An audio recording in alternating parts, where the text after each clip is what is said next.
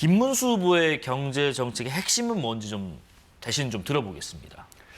간단하게 하면 그 민간 주도 성장 뭐 그렇게 말씀드릴 수 있을 것 같아요. 예. 규제를 혁파하고 민간 기업의 자율성을 높여주고 각종 산업 인프라 확충의 애로사항들이 있으면 그거 다 철폐해주고 그런 형태로 해서 민간 주도 성장을 하겠다. 그러니까 예. 뭐 시장 경제 흔히 얘기하는 그런 것이죠.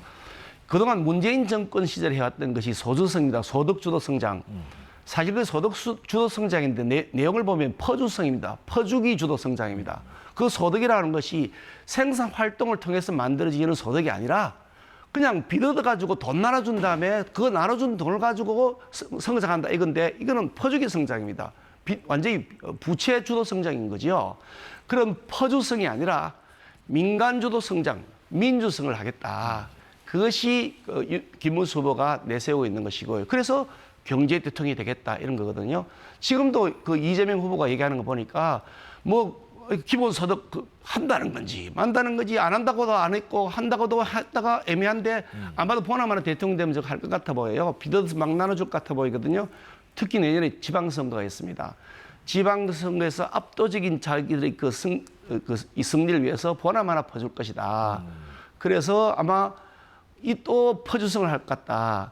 그런 모습으로 해서 문재인 정권 5년 내 나라 경제가 어떻게 됐냐, 비투성이 되었지 않았냐 이런 거거든요. 예. 그래서 이제 민간 주도 성장하겠다. 그래서 규제 혁신처도 뭐 만들겠다는 것이고요. 그래서 각종 이게 뭐 이 기업 활동을 억제하는 것들은 없애겠다. 그렇게 이해하시면 좋을 것 같아요. 그런 부분이 이제 핵심적인 부분이다 하셨고요.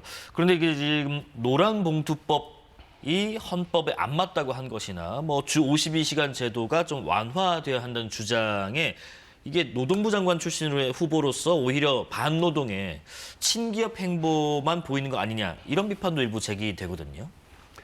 이거 노동부의 정식 명칭은 고용노동부입니다. 네. 고용이 먼저가 있습니다.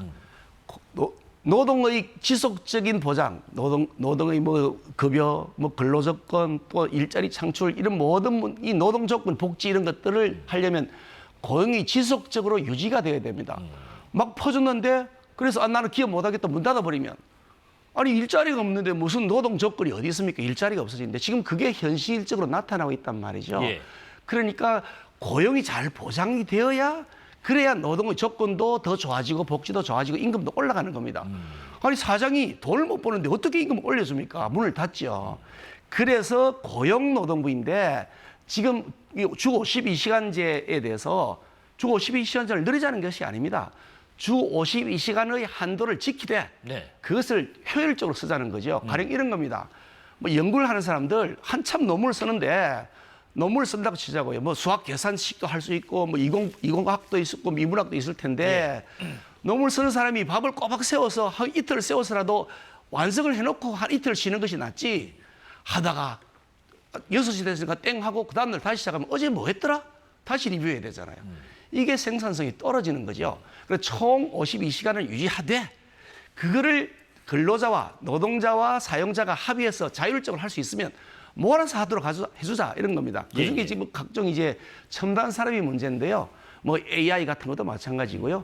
게임 산업에 종사하는 분들을 제가 얘기를 들으니까 게임은 완전 집중해야 된다. 맨날 며칠을 거기에 몰입해서 만들어 놓고 그러고 며칠 푹 쉰답니다. 근데 그걸 못하게 해놨거든요. 그러니까 6시 됐으니까 가세요. 다시 하면 어제 뭐 했더라. 야 어디까지 했지. 다시 리뷰하고 또 하다가 또 그다음 그저께 뭐 했지 이렇게 되니까 네네. 그래서 생산성이 떨어지고 누구에도 이익이 안 된다. 이게 주 52시간제의 완화라고 하는 것인데 그게 지금 생산 현장의 노동자도 원한단 말이죠. 급여도 그렇다. 급여가 줄는 것도 아니고 뭐 근로 조건이 더 악화되는 것도 아니고 자신의 건강을 위해서 내가 하겠다고 생각이 들면 노와 사가 합의를 해서 특히 이제 반도체와 같은 것들은 사실 딜리버리가 빨리빨리 돼야 되는 것들이 생기거든요. 시간 맞춰줘야 되는데 내가 한 달 후에 되겠다. 일주일 내에 되겠다. 이러면 공급받는 입장에서는 일주일 내에 되겠다는 쪽으로 하잖아요. 네네. 일주일 내에 하고 그리고 석 줄, 두 줄 또 쉬는 거죠, 차라리. 그게 낫다는 말이죠. 네네. 그런 면에서 하자는 건데 그걸 못 맞게 맞겠다. 그거는 그야말로 강성 귀족 노조, 민노총 같은 강성 귀족 노조의 밥그릇 챙겨주기밖에 아니다. 전체 노동자의 이익을 위한 것이 아니다. 저는 그런 생각을 가지고 있고요. 네. 김문수 후보가 가지는 생각도 저는 그와 다르지 않을 거라고 생각합니다. 노사가 유연성 있게 생산성과 효율성 측면에서 상호 협의를 해서 진행을 하자라는 그런 주제의 말씀이신 것 같아요. 그것도 임금 수준이 높은 사람에 한해서. 예. 네. 자, 그리고 김문수 후보가 어제는요, 노인하고 청년 중심의 표심을 동시에 공약을 했는데 세대 통합의 의지로 좀 보입니다. 지금 보시는 것처럼 청년 공약 이렇게 있고요. 노인 지원 공약도 뭐 요양병원 간병비 지급 같은 이런 공약들이 있는데, 그런데 의문이 드는 건요, 감세 정책을 말씀을 하시는데 동시에 복지를 늘릴 수 있나? 이 재원은 어디에서 가능한가 싶습니다. 이제 그게 그 기본 구조 자체가 조금 그 개념이 정립이 필요한데요. 예. 제로섬 게임으로 시작하면 그 말씀이 맞습니다. 그러니까 A라는 사람이 더 가져가면 B는 덜 가져가는 방식. 그게 제로섬 게임인 것이고요. 네. 플러스섬 게임에 의하면 이게 파이가 늘어나는 겁니다. 그러니까 내가 은행에 돈을 저축해 놓고 그 저축해 놓은 돈을 빼서 쓴다고 하면 누구한테 나눠줄 것이냐, A한테 얼마 줄 거냐, B한테 얼마 줄 거냐 논란이 되지만 저축할 돈을 벌게 해주면 되잖아요. 네. 1,000만 원 저축된 사람한테 200만 원, 300만 원씩 더 저축할 수 있도록 일자리를 만들어주면 그러면 전체 파이가 늘어나잖아요. 그래서 이것이 민주성이라고 하는 것이 그런 겁니다. 소주성은 빚어다가 나눠주자는 것이고 민주성은 파이를 키우자는 겁니다.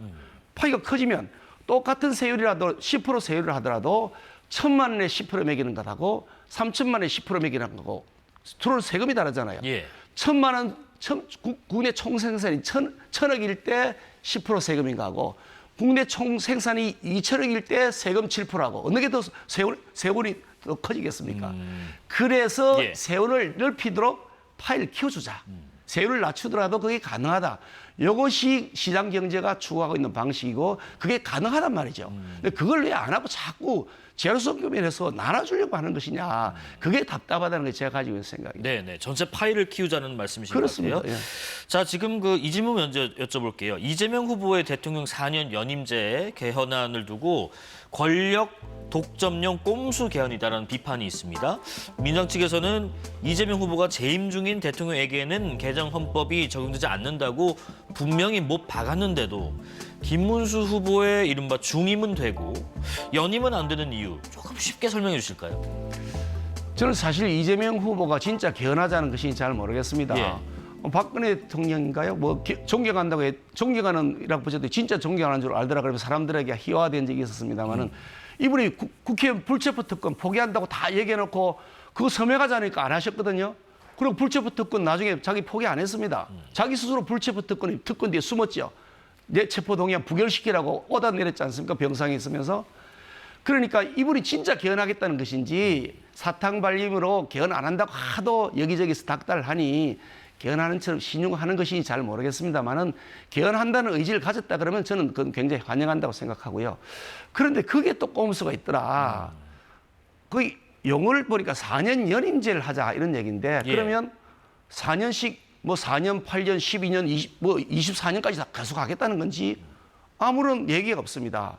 이 연임이라고 하는 것은 2번 연속해서 한다는 연임이거든요. 그 2번을 초과해서 연임하면 안 된다.